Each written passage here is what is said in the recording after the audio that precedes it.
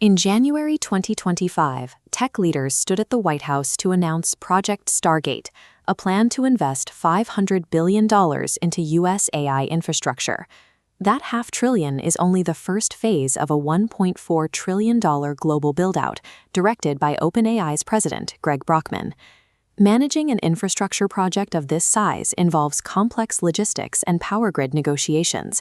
Yet Brockman estimates he still spends 80% of his working hours writing raw code.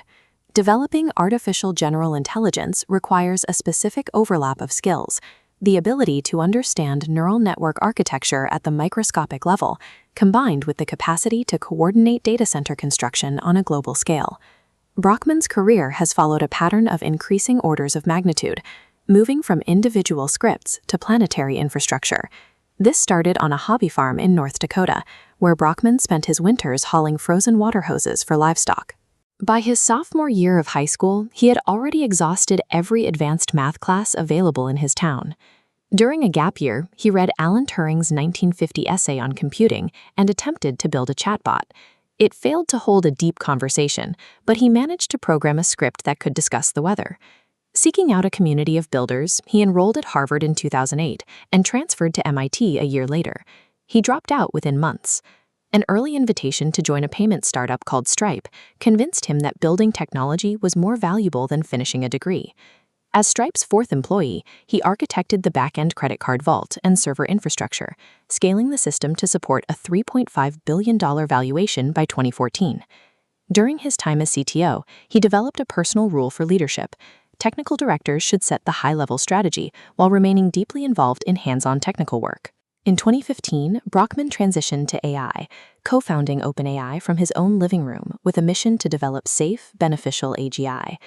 Brockman was responsible for assembling the founding team, successfully recruiting top researchers like Ilya Sutskever away from high-paying roles at Google and Facebook. When he started, Brockman had no background in machine learning. He taught himself the field from scratch and personally programmed OpenAI's first commercial API over a single Christmas weekend.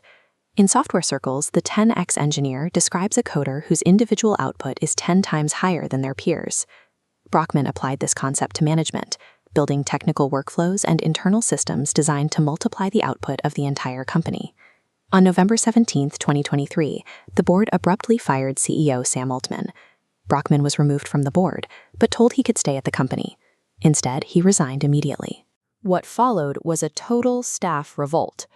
Within 3 days, 95% of OpenAI's employees signed a letter threatening to quit and join Microsoft unless the board resigned and reinstated both men.